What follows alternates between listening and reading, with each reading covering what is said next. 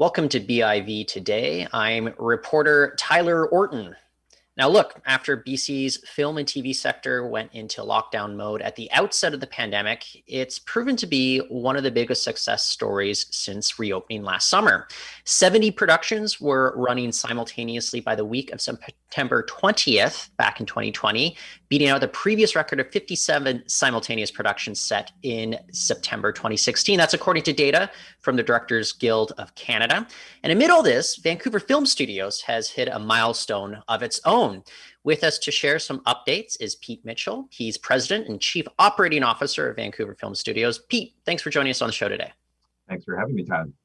So big news this week that you guys have to share. What's going on with Vancouver Film Studios and BCorp?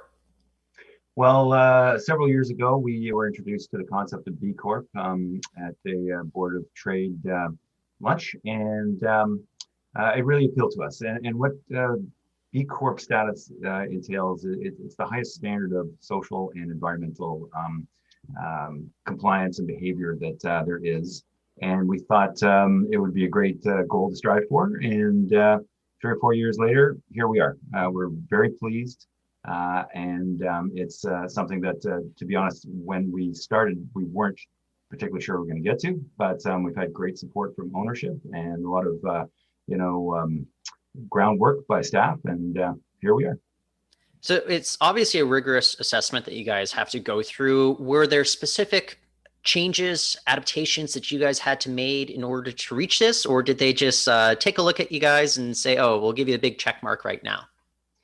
There's a combination of both, because we've really been behaving like a B Corp for many years. But that being said, you're right. There's 6 areas that they look at, and some of them involve change with the company. So there's governance. We had to change the governing documents of the company to, and what they require is that you give the consideration of people, your employees, and the environment, and also your community engagement. You give those 3 areas equal weight to financial performance. And so to ask the ownership to change the governance of the company to incorporate that is a big step, but they were enthusiastic and we got her done.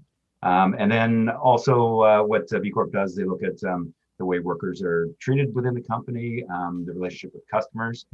We require customers to hold high sustainability standards as well. Our community engagement. So we've been long-term supporters of many organizations in our neighborhood, like Collingwood Neighborhood House, and like Dream Big, which is a film program for kids over at high school just down the road. It will come back to me. Sustainability and disclosure. So disclosure is a really big part of this. If you go onto the VCorp website right now, you can look up Vancouver Film Studios, and you can see the answer to all our questions.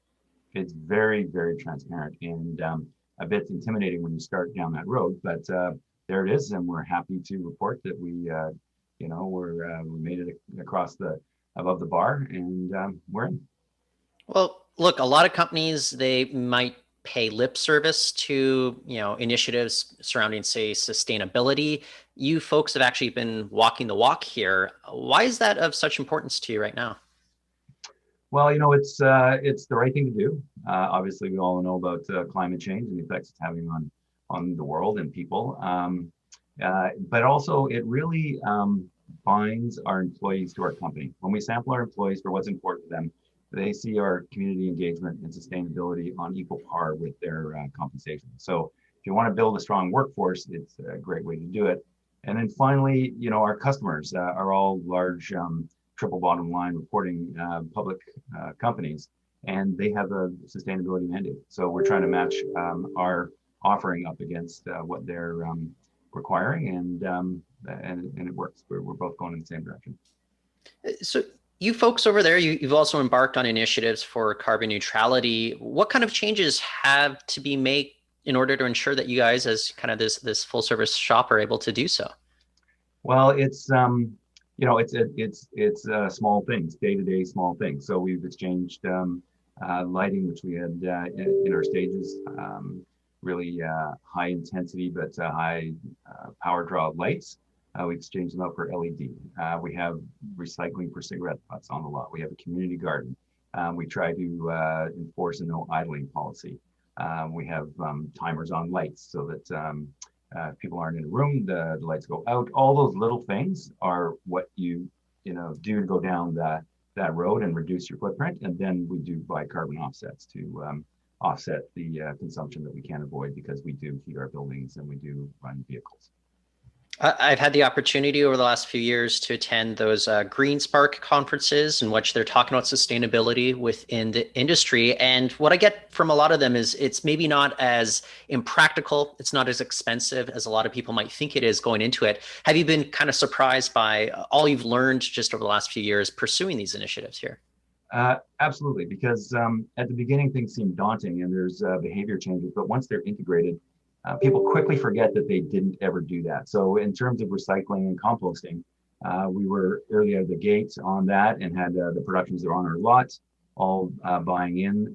But now that it's the city bylaw and that it's general practice, nobody even thinks about it. So in that case, there's no cost like long term. There's a little bit of upfront trying to nudge people along and get them to adopt the right practices. But you're also diverting waste from landfills when you're composting, and that saves money. So it's more complex than it may appear on the surface, but it's also not as daunting and certainly not as expensive as some people would have you think, or just that the uncertainty might make you worry. Well, speaking of uncertainty that might make people worry, everybody didn't know what was going to happen when the pandemic began to unfold. The film industry globally, it was suspended. Like everyone took that initiative there. What did it feel like? If we go back, March 2020, you were walking around Vancouver Film Studios. Was it just kind of eerie back then? Well, I wasn't walking around Vancouver Film Studios. I was at home like everybody else. Yep. But that in itself was very eerie. And of course, it was, you look at those 2 weeks in March of last year, it was the height of uncertainty and the industry stopped. Some industries kept going. Ours simply stopped. And so nobody knew what was going to happen next. It was very tense. What we were fortunate in is that our customers continued to honor their agreements in terms of rent and their obligations for being at Vancouver Film Studios. There was a few dicey moments where people wondered if that was going to happen. But I think in some sense that's where Vancouver is and BC is lucky in that the base customers are these large corporations out of Los Angeles, and they do, when they need to, have the ability to think a little bit more long term. So they knew that if they bailed on us, that when the industry did come back, they would be out of space and unable to continue.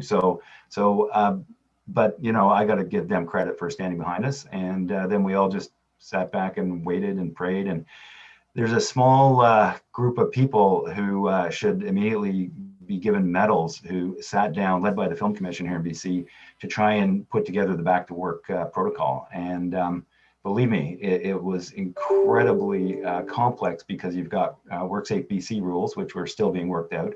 But they also had to integrate with the California equivalent, OSHA, because so many of our shows originate there and the companies there are under those guidelines. And then you have the different unions. There's 5 unions on any show, and in fact, American unions that are involved too.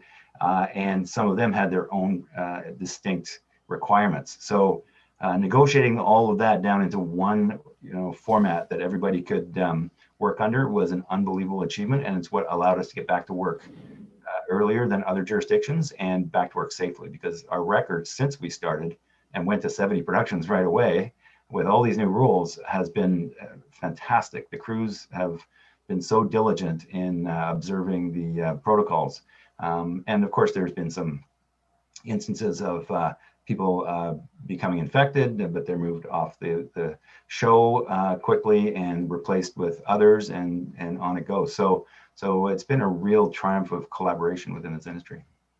Well, I'm curious. You think about BC's response to this pandemic, and then there's also competing jurisdictions across the globe that they could those productions could have gone elsewhere. How do you feel about the way that BC has responded and able to keep competitive with everything else? All things considered. Well, BC has always been a kind of safe haven for production. It's never been the cheapest.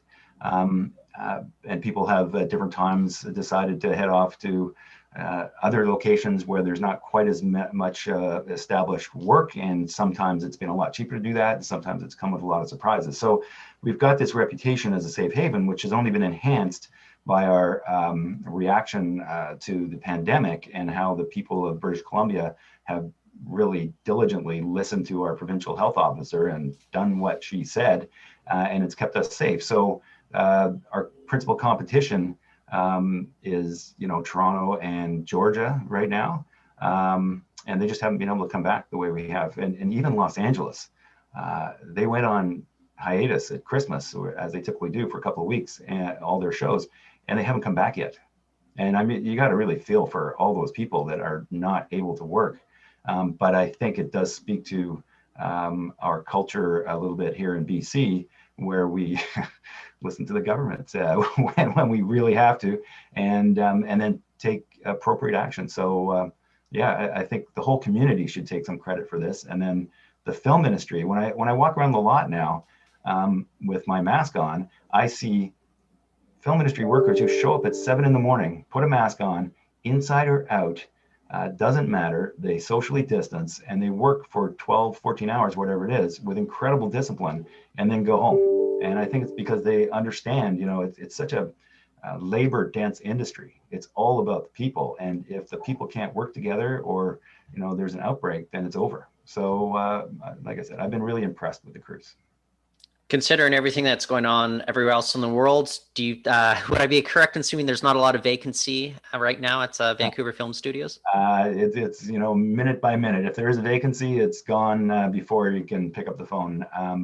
And there's lots of excess demand, and there's going to be growth too. That's clear that there are new facilities coming online, and really the three things that constrain the industry are facilities, people, and location. So on the location side of things, we're working diligently to make sure people don't overuse locations and that there's clear guidelines in place. And then we're going to need a lot of people in this film industry over the next 10 years as it grows substantially. And I think there's opportunity for people to come from some sunset industries around BC and Western Canada that could easily fit into the film industry. Well, it's fascinating stuff. It's always great to kind of catch up and figure out what's going on with one of the biggest industries in all of British Columbia. Sometimes that goes overlooked. But once again, Pete, I just want to thank you so much for joining us on the program today. Well, thank you very much, Tyler. Thanks for having me. Take care. That's Pete Mitchell. He is President, Chief Operating Officer at Vancouver Film Studios. That is it for us, but we'll be back next week with more shows. Until then, you can go to BIV.com for videos, interviews, and more over there. I'm Tyler Orton. Thank you for listening.